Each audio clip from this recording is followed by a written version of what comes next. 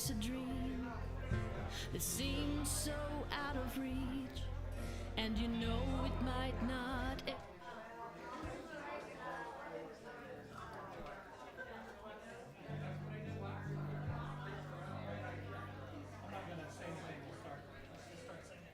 Just want to start.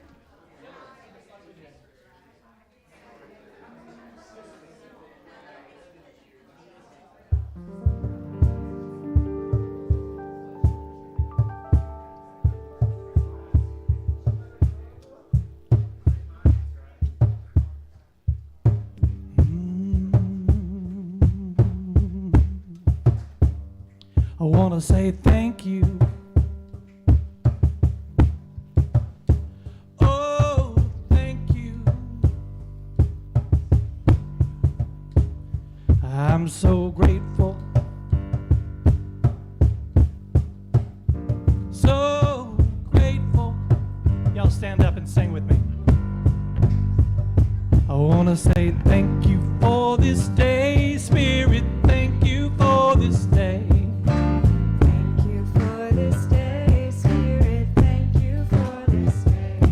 This beautiful day. This beautiful day.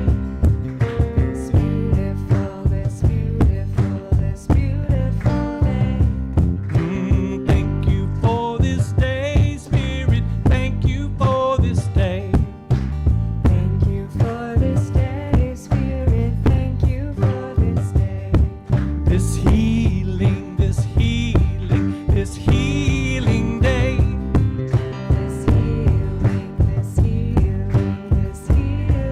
Look around the room. Say thank you for my friends, Spirit. Thank you for my friends. Thank you for my friends, Spirit. Thank you for my friends. My wonderful, my wonderful, my wonderful friends. My wonderful, my wonderful, my wonderful friends. Thank you for this day, Spirit. Thank you for this day. Thank you for this day, Spirit. Thank you for this day. This beautiful, this beautiful, this beautiful day. This beautiful, this beautiful, this beautiful day. I want to say thank you, 'cause I'm so grateful. Let's say God is my source, everybody. God is my source. Is my source. God is my power. Is my power. God gives me everything I need. So I give thanks So I give thanks for all my blessings. for all my blessings. God gives me everything I need. Love, love is my source. Love is my source. Love is my power. Is my power. Love gives me everything I need.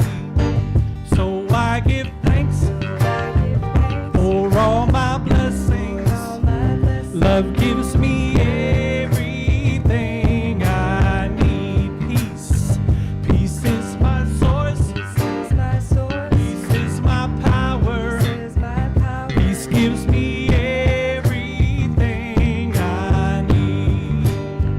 So I give thanks So I give thanks for all my blessings. for all my blessings. Peace gives me everything I need. Sing about joy. Joy is my source. Is my source. Joy is my power. Is my power. Joy gives me everything I need. So I give thanks So I give thanks for all my blessings. for all my blessings. Joy gives me everything I need. God gives me everything. God gives me everything I need. Say that again. God gives me everything I need. God gives me everything I need. All right. 1, 2, 3, 4.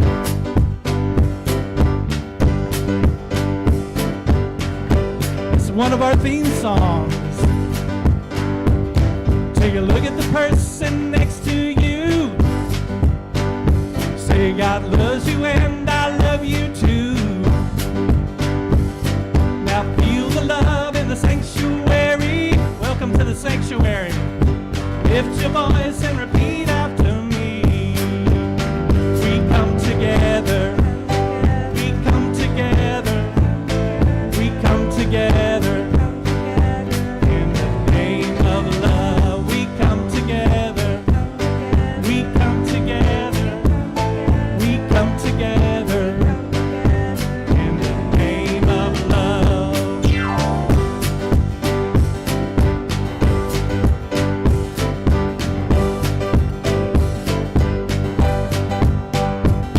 Now look at the person next to you. Say, I recognize the God in you. Now feel the love in this sanctuary. Lift your voice and repeat after me. I come together. We come together. We come together. In the name of love, we come together. We come together. Come together. In the name of love. From every walk of life, every creed and color, in kinship we unite, in honor of the God and each other. Take a look at the person next to you. Say, namaste, I bow to you. Now feel the love in this sanctuary. Lift your voice and repeat after me. We come together. We come together. We come together. In the name of love, we come together. We come together. We come together. In the name of love, we come together. We come together. We come together. In the name of love, we come together. We come together. We come together. In the name of love. All right. Please be seated. All right, if there's any kids that'd like to go with Miss Steph, you're welcome to go. Everybody get comfortable, because we are about to take a journey. A journey. So on behalf of Reverend Deb Moore, I'm Ryan Gill. This is the Sanctuary Band, y'all.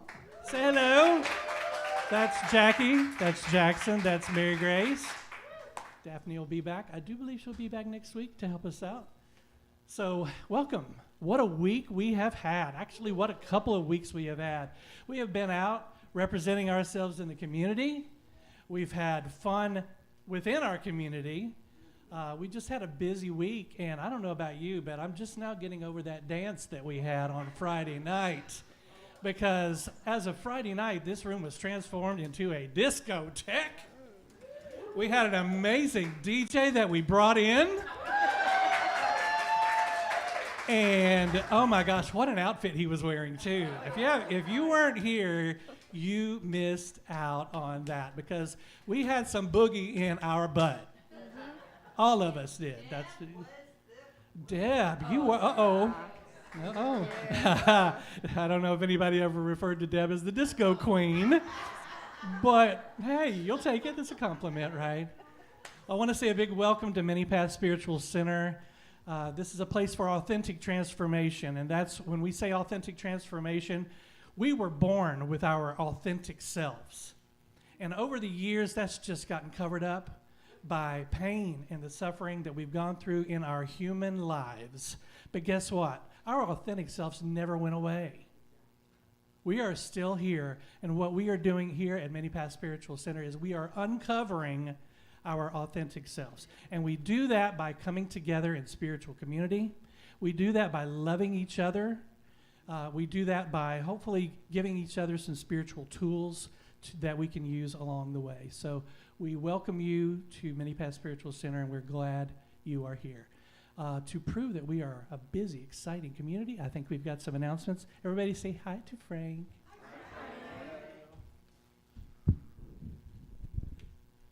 Good morning, everyone. The announcements today for Sunday, June 22nd. Survival of the Soul with me. Thank you. The next class is going to be July 2nd here in the sanctuary. This class is a discussion delving into the research of Dr. Michael Newton and his books Journey of Souls and Destiny of Souls. Vibrational value of $10. Discover your personal energy design with special guest Jen Hoft. Come and discover your specific energy work in the world. To sign up, see me or email me at appointments@thespiritchrysalis.com. June 24th here at Many Paths. Vibrational value of $33. Scholarships are available. I sent an email out yesterday if you guys got it, but feel free to show up, and I will be here at 6 o'clock. If you need your chart done, we can go ahead and do that, and you can just take a picture of the computer, the screenshot, and then come on in. Join Steph, Deb, and Jackie for the Happy Class this Thursday, June 26th, 6:30 to 7:30 p.m. This class will feature pop yoga, groove paired with soothing sound bath and uplifting aromatherapy. If you guys haven't had a chance to come in, you just really need to reset now that we are in past the summer solstice, and Uranus is going to be going into Gemini, so it's just going to be a lot of energy. Please come on Thursday. It's going to be a great opportunity for you guys. The cost is $20, adult $15. Teen sign-ups and more information on the front room bulletin board. Please make sure that you sign up so that Steph has an accurate count. Join us on Friday, June 27th from 7 to 8:30 as we join together in Satsang Circle. Bring questions, concerns, joys, and gratitude, or just your presence, which is always enough as we share the truth and oneness in beloved community. That's going to be here with Reverend Deb. So it's a great one-on-one with her in a group setting. Join us for a potluck and community meeting after the service on Sunday, July 13th. We will have some time for food and fellowship, and then we're going to get caught up on current events and business within the community. Most importantly, we will hold 2 important decisions that will focus on the future of Many Paths Spiritual Center. Your attendance and input are greatly appreciated. All activity and meeting links and contact numbers can be found on the website, weekly happenings, Google Calendar, and you can always email the church. Thank you.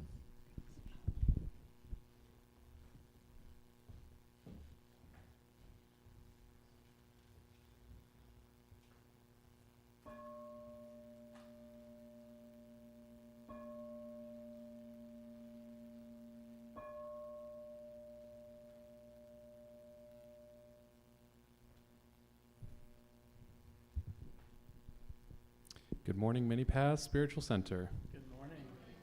Let's begin this portion of our service by taking a deep, centering breath.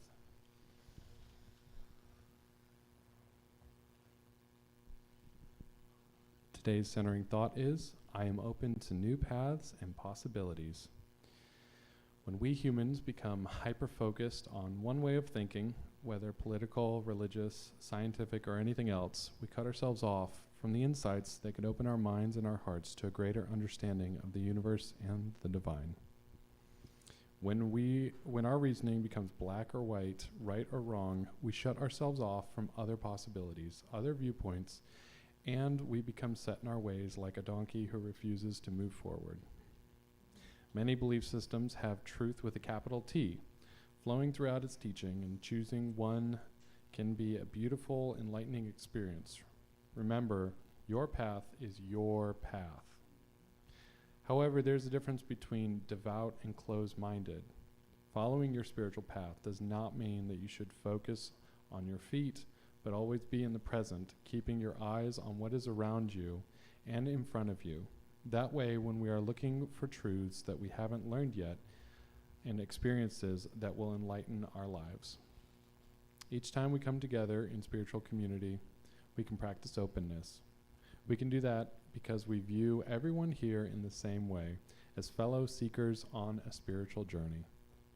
Everyone here is made of the same stuff, and we honor the presence of the divine in all. Every time we recognize this and honor the unique path that everyone is on, we take another step in the right direction on our own spiritual path. And now, please repeat these affirming statements after me. I honor the unique path of each person's spiritual journey. I honor the unique path of each person's spiritual journey. I am in tune with my own spiritual journey and open to divine possibilities.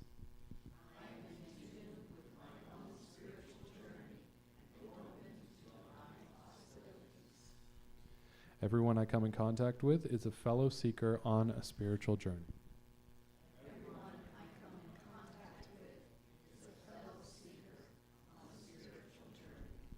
And so it is.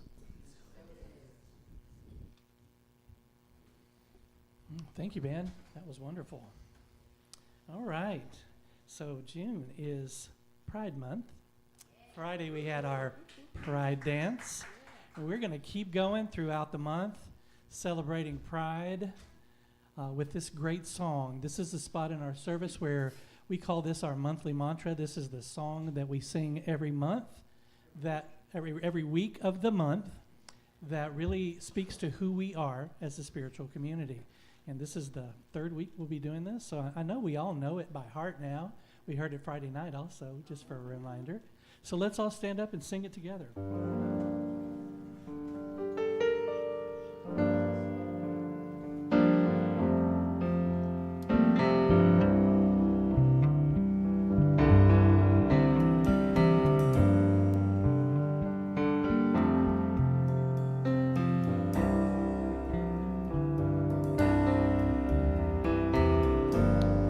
Look into the window of my mind,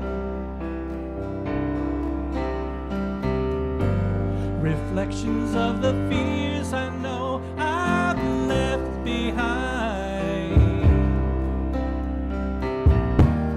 I step out of the ordinary, and I can feel my soul ascending.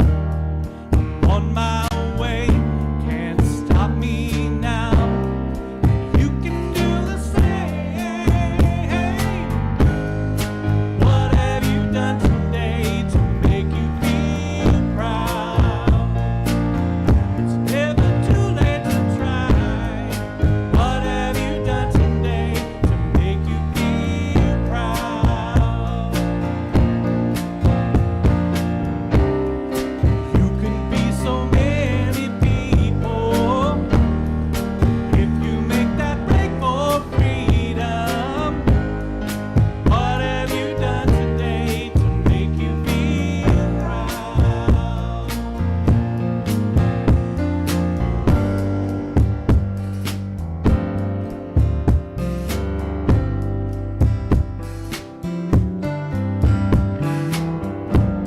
There's still so many answers I don't know.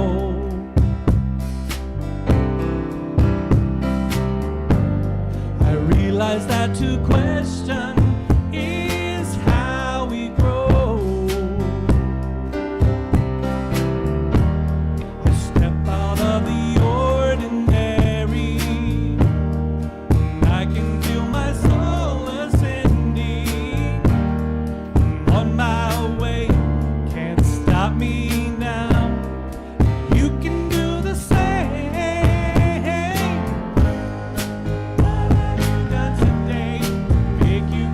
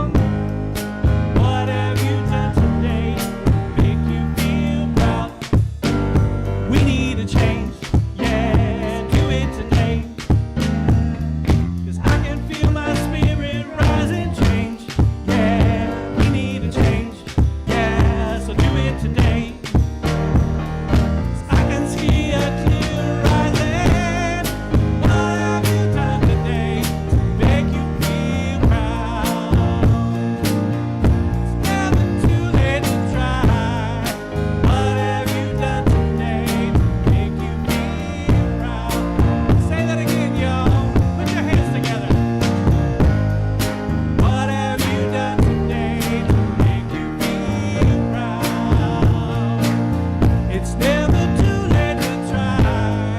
What have you done today? Make you feel proud. You could be so many people if you make that break for freedom. What have you done today? Make you feel proud. Please be seated.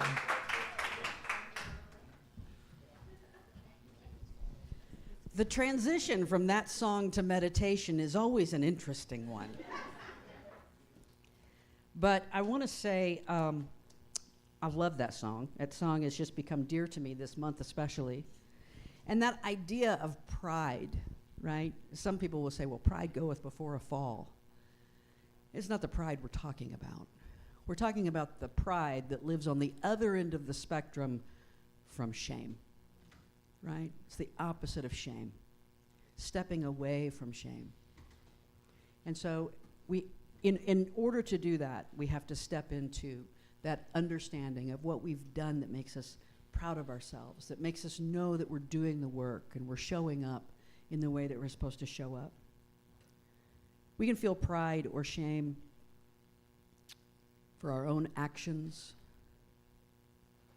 or for the actions of our community or our nation. And those are complicated emotions, but I want to lead us into meditation now, asking you to join me in thinking about the people of Iran this morning.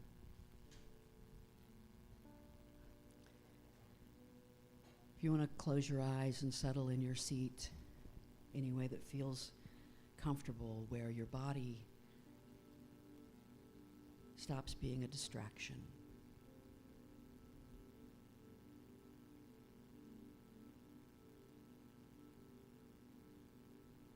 And for just a moment, I want you to picture a little Iranian child playing in the yard.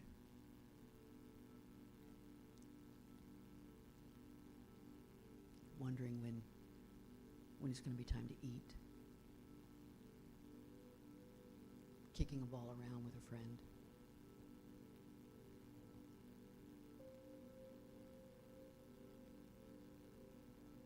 What do you want for that child?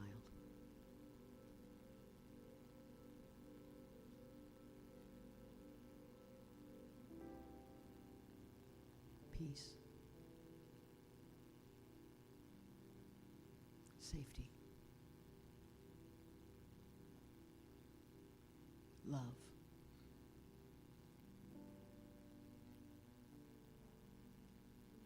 The deep knowledge of a freedom that allows you to laugh without reserve.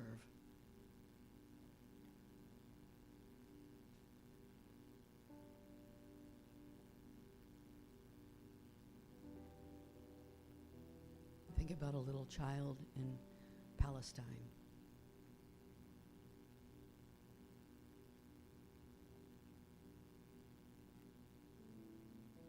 Wants to play in the yard.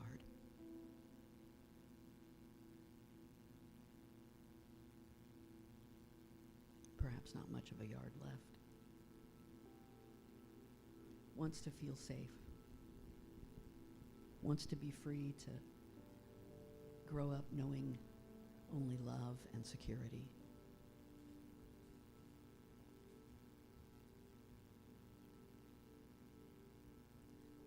Think about a little child in Israel.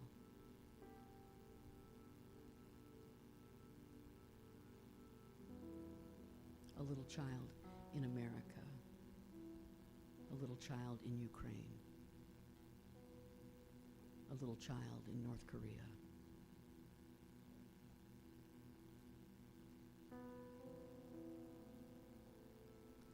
Can you wrap all of them in the same love? Can you hope the same hope for them? Dream the same dream for them?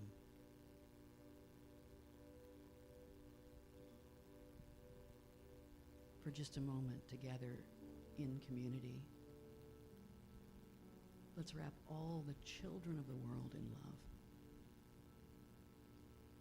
It may not feel like we're doing much, but we're doing everything we can in this moment.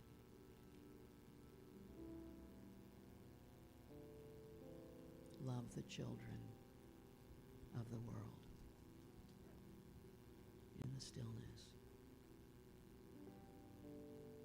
in the silence.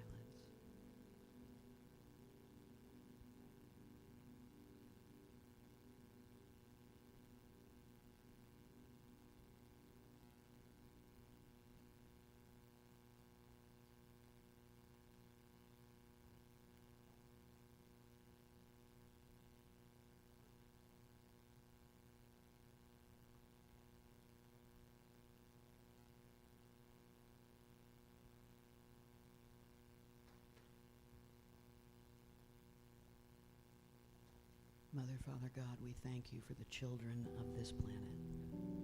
We thank you for childhood, the joy that we all knew and can know again. We wrap all of your children in love.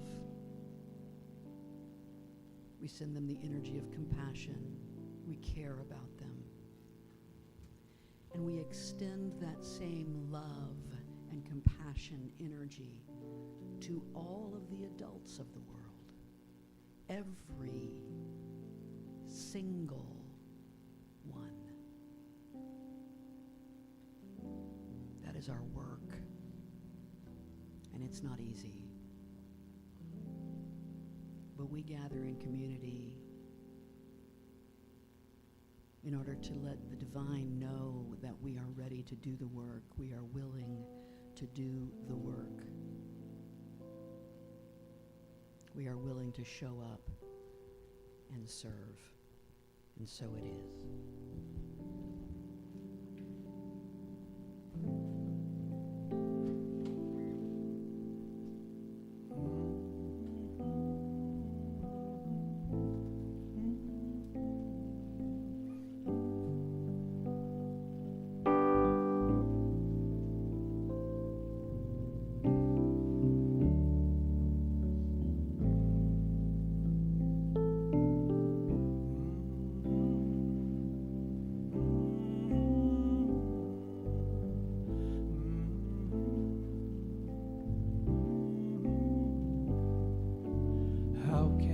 Serve today, sweet Spirit. How can I serve today, oh Lord? Speak in ways that I will understand. Where you lead me, I will follow. Where you lead me, I will go. How can I serve today, sweet Spirit? How can I serve today?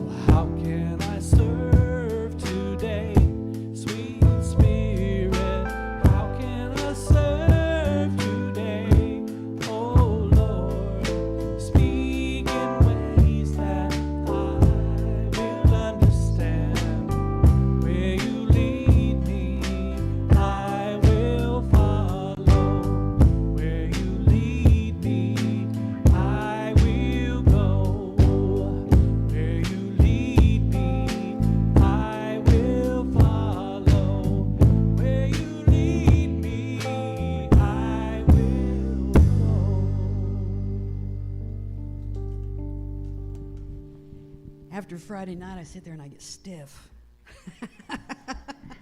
We danced. Boy, did we dance. I'm telling you what.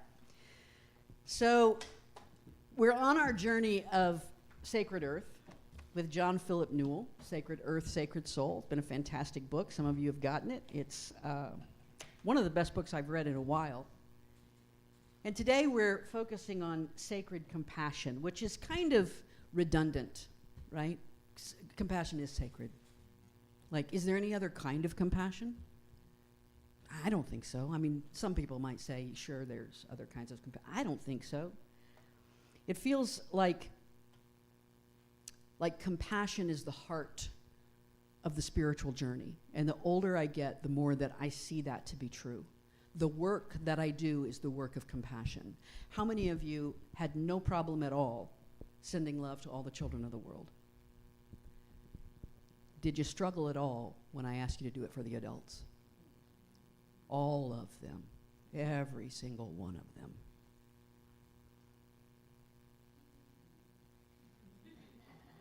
Right? That's our work. That is our work. And this is not some kind of namby-pamby, rose-colored glasses kind of just love everybody. It is the hard, nitty-gritty, where the rubber meets the road work of figuring out how we show up as compassion in every situation. It's not easy. Last week, if you recall, I was still high off of, the No Kings rally. And as a matter of fact, one of the organizers of that rally in Gallatin is here today. Mandy is here. And y'all were so nice to me. Like, y'all were like, yay, Deb, that's our minister. And the local news stations, a lot of them used clips from my speech. So I was getting texts from people, and folks were saying, "Hey, that was great. You did a great job," and it all felt so good. And all of that was kind of nice. And then Monday hit, and you start getting the pushback because everything is ebb and flow. Everything is ebb and flow, and the stronger the wave, the bigger the tsunami sometimes, right? The bigger the drawback. And so Monday, I don't know who, I think it might have been Hillary, somebody sent me a link, and they said, just want to let you know that this is out there. There are some groups aligned differently than that rally on Facebook, and they're talking about you. They got some things to say about you. And I just wanted to give you a heads up. And I appreciated that. It's kind of nice to know that that's happening, just so you know, so you're not just blind to it. But they said some things that were not very nice. I'm not even going to tell you. I don't want to give energy to it. I didn't even tell Nikki. She's probably watching right now. If she is, I'll be in trouble when I get home. Hey, honey. I didn't even tell her because Nikki is already like, can we get 4 locks on the front door? Can we get 5 locks? When we left the rally, she said to my sweet little worrywart wife, said to me, would you do me a favor? When you leave here, would you drive in the opposite direction of our house for a little while? Take a couple turns before you get back. Because when you put yourself out there, right, you become known. It takes a lot. It takes a lot to put yourself out there. And so some folks were saying some things that weren't very nice. People I don't know were passing judgment on me and my understanding of spirituality and calling me names and things of that nature. I'm sure other people have had a lot worse than I had. But it's still different when it comes to you. And then Wednesday night, Frank and Ryan and Mary Grace and I went down for Pride Spirituality Night. A wonderful night every year in association with Pride. A lot of the affirming churches and synagogues and spiritual groups get together at Whiteman Chapel at Scarrett Bennett Center, and we've been doing this for years and years and years. And it's truly probably the most interfaith event that happens in this area. There was, by God, affirming assemblies of God. I know, right? Try that one on for size. Us, I don't know what we are. We're just something, right? There was a synagogue. There was a pagan group. There was the Atheist Sunday Assembly. Had some folks there. All these folks coming together in, like, truly, let's just get together and recognize that we're all on some kind of spiritual journey. Even the Sunday Assembly folks speak very deeply about the spirit, the human spirit. And these two guys walked in. I was standing at the back with Reverend Greg Bullard, who's the minister at the Affirming Assemblies of God. He is the longest serving gay affirming Christian minister in the Southeast. He's been ministering for over 30 years here in Nashville. Reverend Greg and I were standing back at the back, and these two young men walked in, and they were exuberant. They were exuberant. They were used car salesman kind of exuberant. And they came in, and they were like, we'd read about this online, and we thought we'd come out and check it out, right? And it took about 38 seconds for Reverend Greg and I to know what the deal was. We knew exactly what the deal was. We looked at each other and we were like, we know what the deal is. You learn how to recognize. And we knew that these were two very eager, very, very sincere, young evangelical boys who were determined to come share the love of Jesus with all the miserable queer people. Because that is the message. If you don't know this, I know this, it's been the message for 40 or 50 years. The message that the evangelicals put out is that all gay people are secretly miserable, and that if we just show them the love of Jesus, that's all they need. That's all they need. I had someone tell me that when I was in my 20s. I know you're miserable. I know deep down inside you're miserable. 5 years later, she came out. You know, that's right. So I don't know who's miserable. What are you actually reflecting here? What are you actually showing here, right? But we knew these two guys cornered poor Mary Grace for a while, and they're asking all the questions, right? What is your spiritual journey? How long have you been on this journey? What is your path? And I was sitting, leaned over to Reverend Greg, and I said, they are winding up for the pitch, baby. They are winding up for the pitch. They stayed through the whole thing. And at the end of it, some of the Covenant of the Cross, the Assemblies of God Church, some of the Covenant of the Cross people had them cornered. I think the pitch was going the other direction by the end of the night. But the one thing that we did is we just let our joy shine. But this week has been a week where I have had many reminders. Get ready for this. This is not something you normally hear in a service like ours. I've had many reminders that we have enemies. And I use that word on purpose, right? We don't like to think about that word. Historically, this spiritual community has tended more toward the universe is conspiring in our favor brand of spirituality. Everything is working for our good. We have enemies. Now that word, you might say, well, that word has some weird energy. I'm not sure I like. Just stay with me for a moment. If you don't know that you have enemies, you live in a bubble. And we all live in bubbles, all of us. Sometimes when we step outside of that bubble, like you might go, you know what, no, my life is pretty good. I don't have any enemies.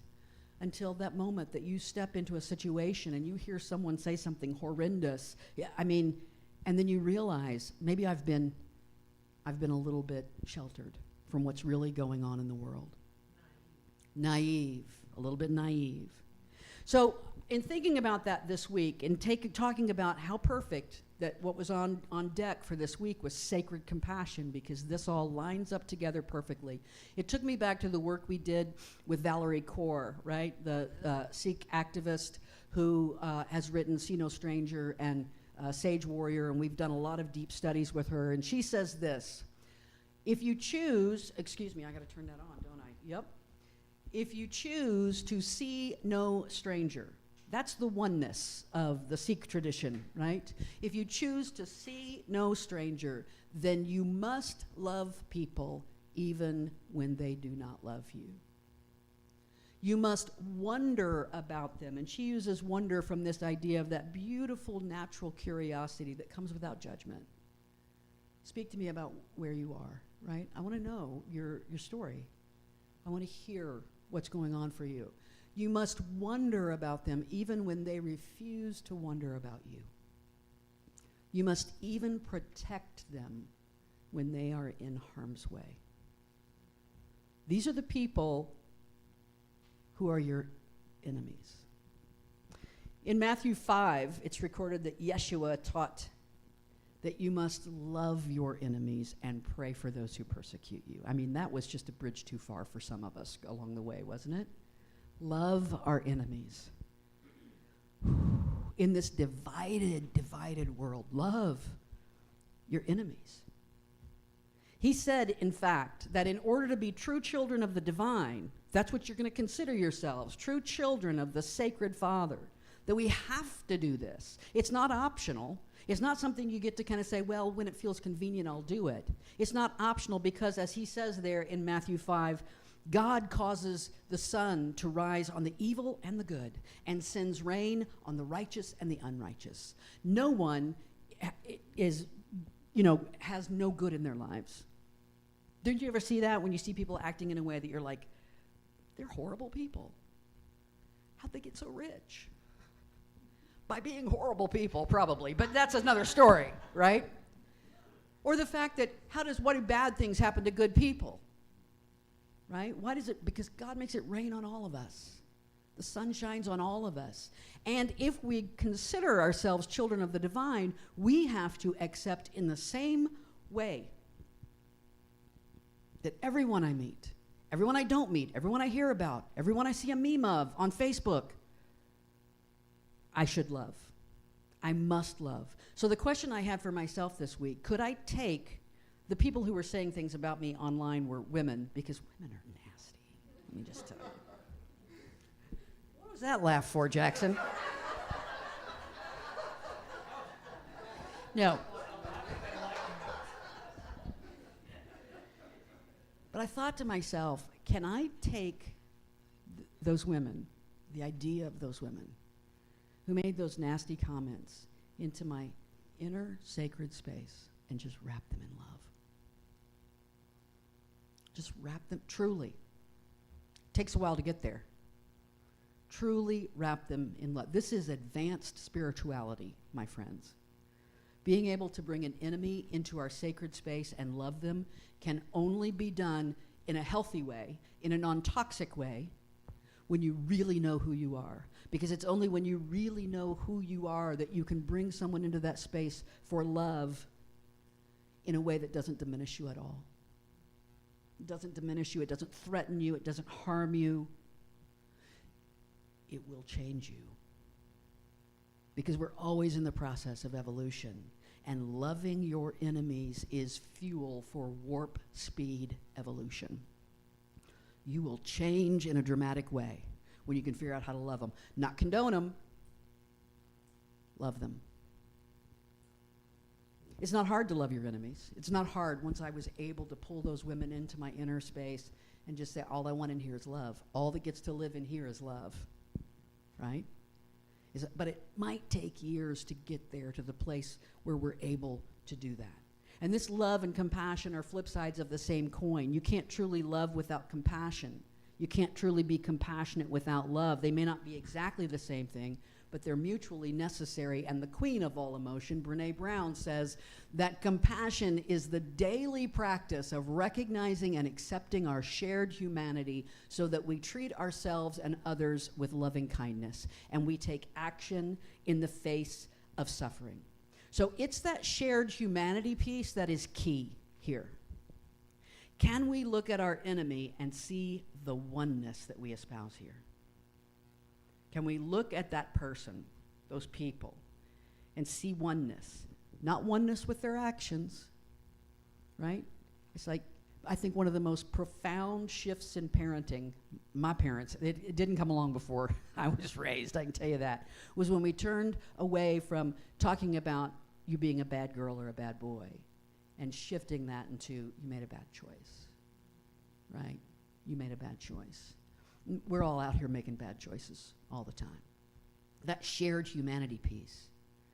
We're on a journey of learning how we navigate these waters, and that's the work, and that's why every one of our paths is unique, because right now, in this very room, there are some folks going, yep, love your enemies. There's other folks going, I'll be damned if I will, right?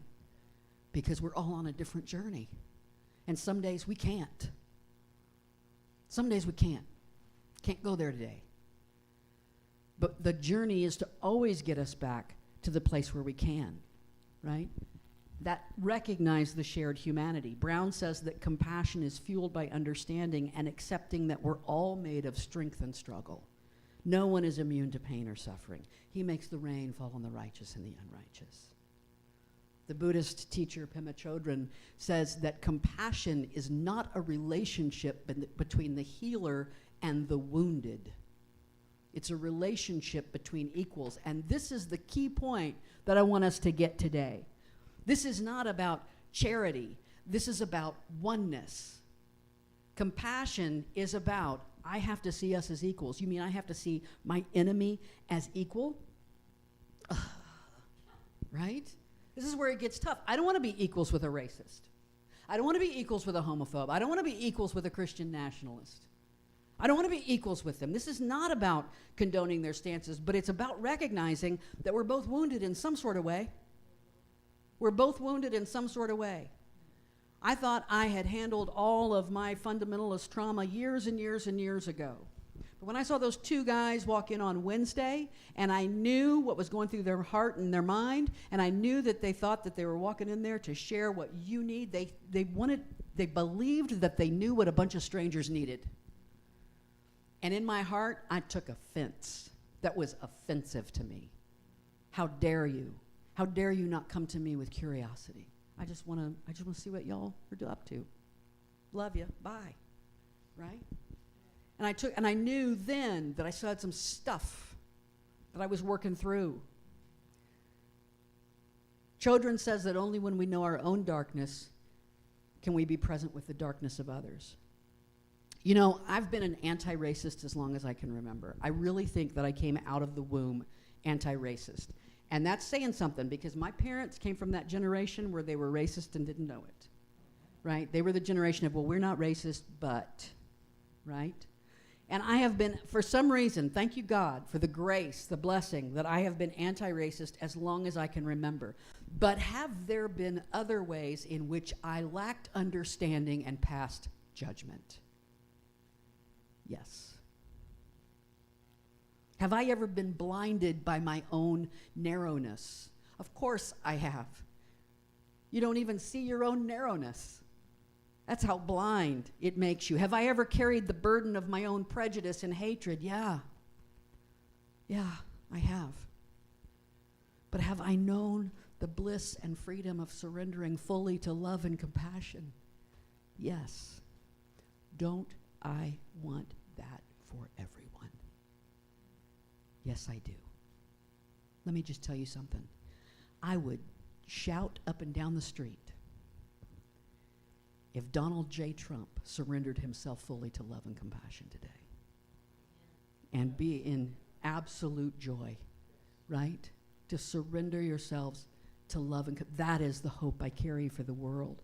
John Philip Newell says that in the Celtic world, that's the study we've been doing, Celtic spirituality, to adore the divine is to reverence the human. To love heaven is to cherish the earth, and to celebrate spirit is to honor matter. And it is to do all these things with compassion, by bringing the heart of our being into faithful relationship with the heart of another's being, and allowing the sacred interrelationship of all things to guide us and to inspire us in how we live and act. Compassion is a faithful relationship. It's a relationship of the heart. It's not charity. It's not an interaction between a superior and an inferior. Oh, I have and you don't have, let me give. Right? You have, I have what you need. That's nice. Be charitable. Charity is fine. But it's not compassion. Compassion is, I see the oneness between you and me.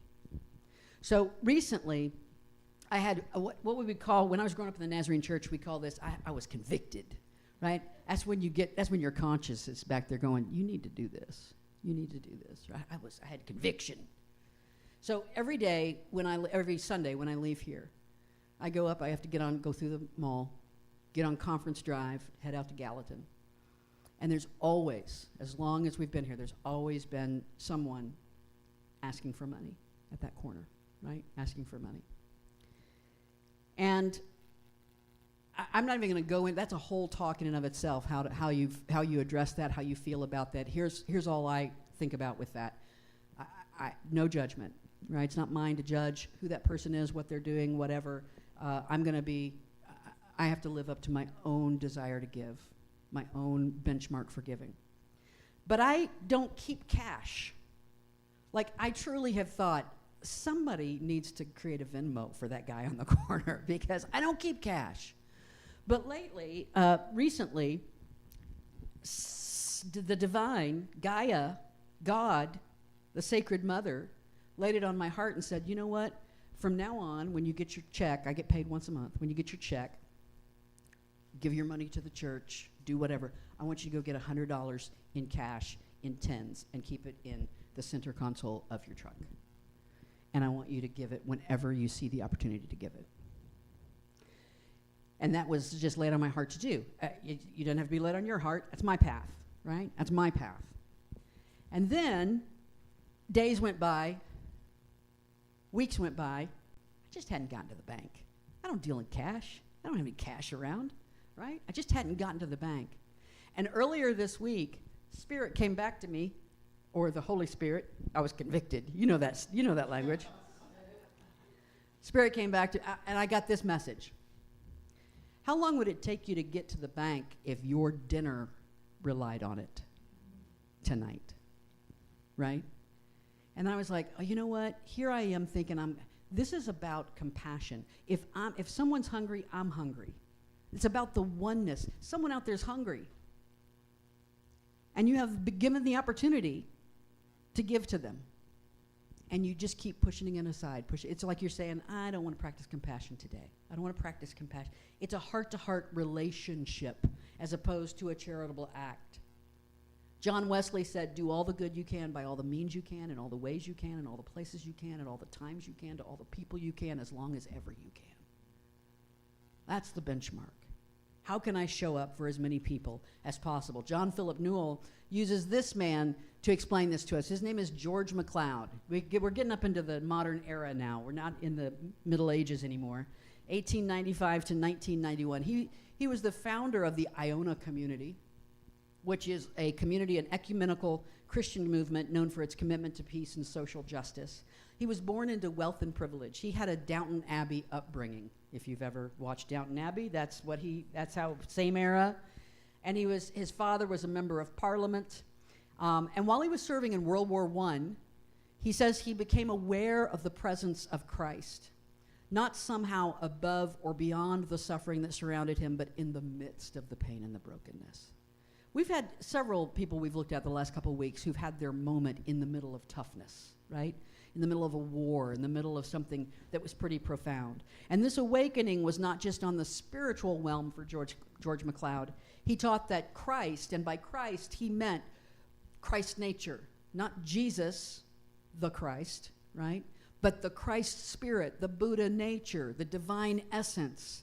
He taught that Christ is vibrant in the material world and not just in the spiritual world. He saw the Christ presence in all of life, in all matter, in every atom. And he was known for a rather abrupt and direct manner. I mean, he was raised with privilege. Privileged people just think they get to ask you anything. This is what he asked two questions regularly over the course of his life. The first one was this one: are you a Presbyterian or a Christian? So, of course, he was ordained in the Church of Scotland, which is a Presbyterian denomination. And basically what he was saying was, are you a churchgoer or are you a Christian? For us, it would be, are you a Baptist or are you a Christian? Are you an evangelical or are you a Christian? Are you an American Christian or are you a first century disciple? Are you playing at this or are you the real thing? Are you just wearing it as a label or do you live compassion on a daily basis? Right? Are you a believer or a love your neighbor force for good? And we'll go one step further than that. Are you a love your neighbor force for good or a pray for those who persecute you compassion warrior? The second question that he would ask is this, and it was said that he would ask it so assertively, John Philip Newell calls him the most aggressive pacifist the world has ever known. He'd walk right up to people, he would say, do you believe in nonviolence? Right? And he said he would say it so aggressively that you felt like you had no choice but to say yes. Yes, I believe in nonviolence, right? Do you believe in nonviolence? And it makes me think about that continuing thread through the course of the 20th century, through Gandhi, through Dr. King, through all these people who came and said, nonviolence, nonviolence. We're going to do this. We're going to change the world, but we're going to love our way through it. We're going to love our way through it. MacLeod's prayers were many sermons in and of themselves. He used to write these prayers. I want to share one for you. He would spend hours working on these. This is one of his prayers. Almighty God, Son behind all sons, soul within all souls, show to us in everything we touch and in everyone we meet the continued assurance of thy presence round us, lest ever we should think thee absent. In all created things thou art there. In every friend we have, the sunshine of thy presence is shone forth. In every enemy that seems to cross our path, thou art there within the cloud to challenge us to love. Show to us the glory in the gray. Awake for us thy presence in the very storm, till all our joys are seen as thee, and all our trivial tasks emerge as priestly sacraments in the universal temple of thy love. Isn't that beautiful? In every enemy, thou art there within the cloud to challenge us to love. So there was a guy on Wednesday night from Congregation Micah, a Reform Judaism congregation in Nashville, pretty progressive. I mean, they've been a part of the Pride Spirituality Night for many, many years. And I loved hearing from him. I loved hearing from all these different folks, but he was talking about being part of a synagogue that flies the Israeli flag and the American flag and the pride flag out front. And he started talking a little bit about Israel. And I remember sitting there thinking to myself, will he mention Palestine? Will he mention Palestine? And he didn't. He didn't mention Palestine. Was it his job to? I don't know. I walked away from that event and I was driving home thinking about this, thinking about how much I was sitting there waiting for him to mention Palestine. And I realized that I wanted him to do compassion in the way I felt called to do compassion. And that in that was a kind of judgment. And so I brought him into my inner space and just wrapped him with love. I don't know his pain. I don't know the pain of the Israeli people. I don't know the pain of the Palestinian people. I don't know the pain of the Iranian people, right? But I can feel compassion for all.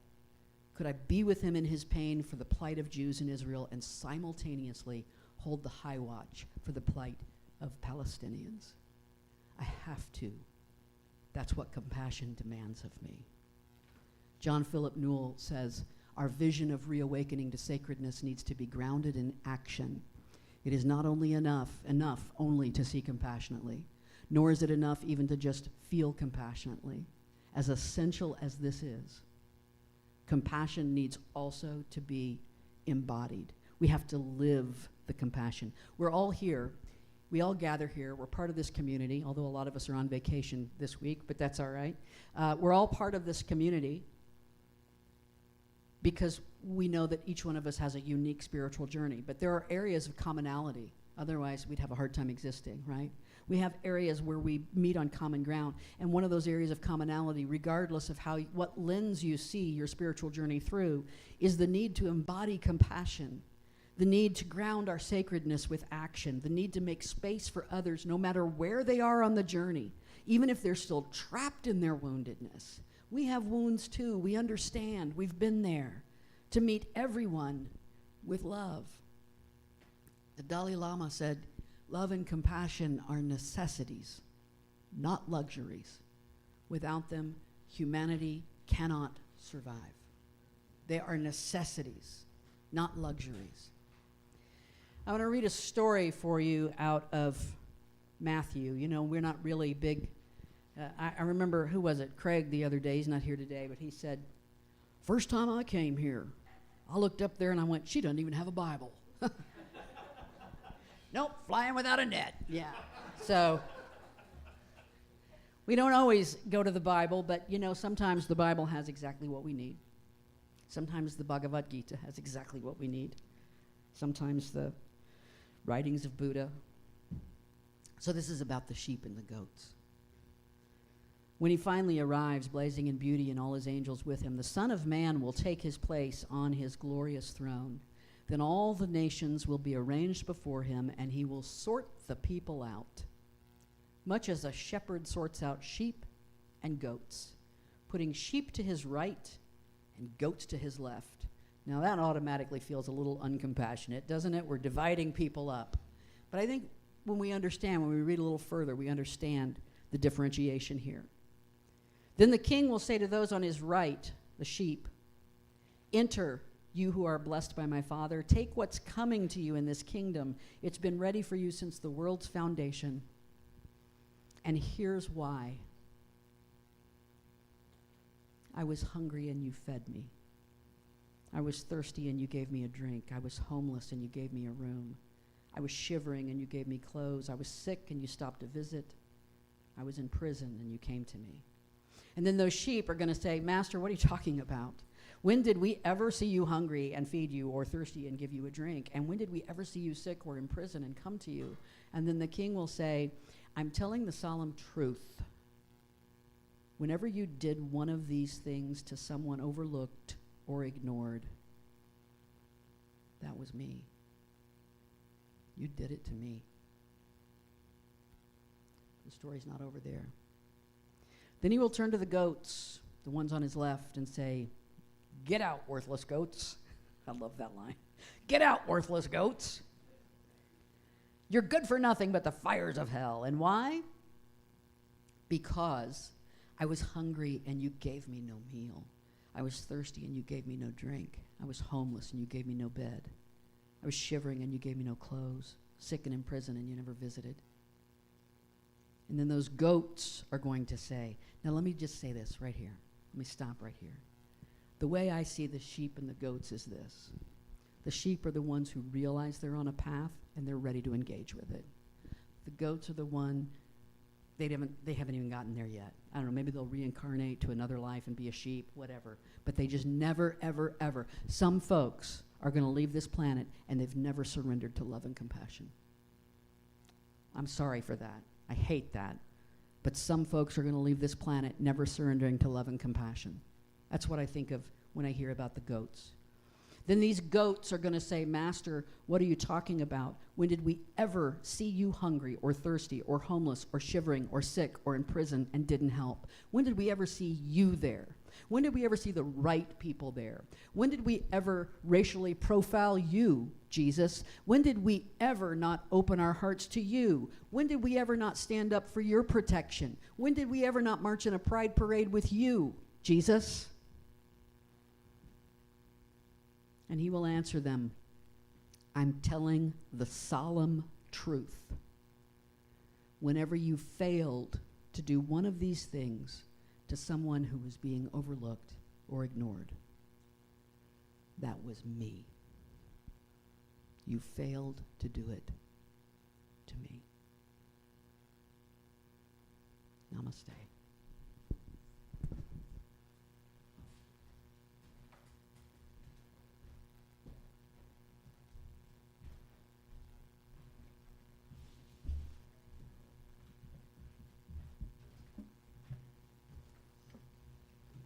Thank you, Reverend Deb. Well, I'm so grateful to all of you for coming out today. There's a billion things that you could be doing today. Staying in bed a little longer, getting your chores done, working in your garden. But you chose to be here with us, so we thank you for bringing your energy to play with ours today. I want to remind you that everything we do here at Many Paths Spiritual Center comes from you, whether it's the toilet paper and the paper towels in the bathroom to paying the electric bill that is that I just found in our mailbox today, to paying our salary to our office assistant. Everything comes from you. And we appreciate all that you do to keep us not only surviving, but thriving. We were able to go out into the community this week a couple of times, and it just feels like such a joy to say, hey, we are here, and we're here to love you, right? So it's wonderful when we can do that.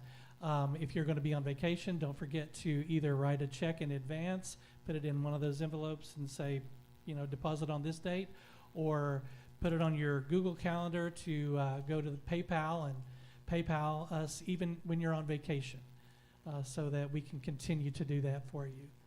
So we appreciate that so much. Be sure to check the What's Happening email. I do believe it'll start back up this week because our office assistant's back from vacation. And check, because we've got so much coming up. If you're going to do the human design class, go ahead and click on that link and get that done, because there's a little pre-work for that class. And I want to put in a quick plug for July 13th is our community meeting. That's where we're going to get caught up on what's been going on business-wise with our center. We've gone through this name change, and where are we on that? And I'll give you a little hint. We'll probably have a new website by then. So, yay! So all of these changes have been happening, and you need to know about them, right? So we're going to be excited to tell you everything that's been going on. We're going to have 2 discussions, one around how we do our services. We are an interfaith community, so do we celebrate every holiday that every faith has? If that's the case, we're going to be celebrating 5 times a week. And we can do that if you want, but how do we holiday is going to be one of our questions, because we're coming up into the holidays. A lot of people go with their friends and family to Christian services for Christmas, but how do we want a Christmas? How do we want to do that as an interfaith community? Because not everyone here is Christian. So we're going to talk a little bit about that. We're going to talk about some other things about how to plan for the future as our organization.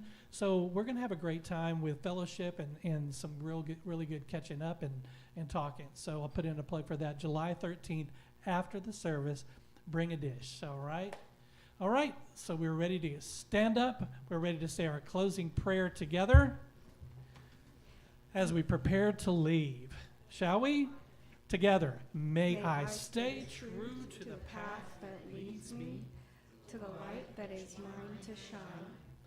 May my light provide help and kindness to others on their journey.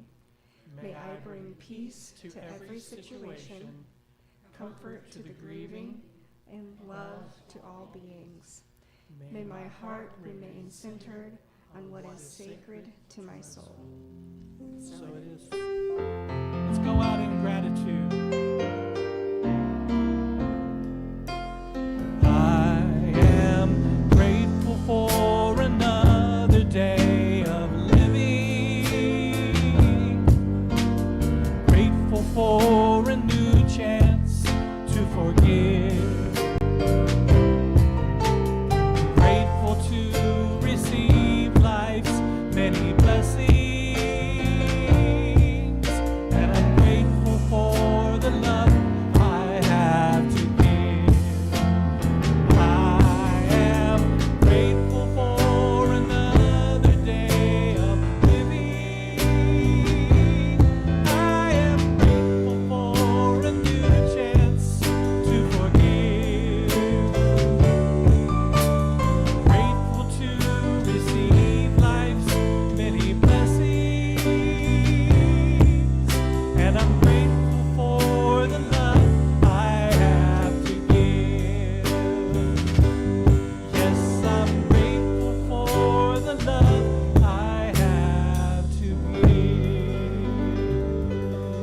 Thank you so much, everybody. Have a great week.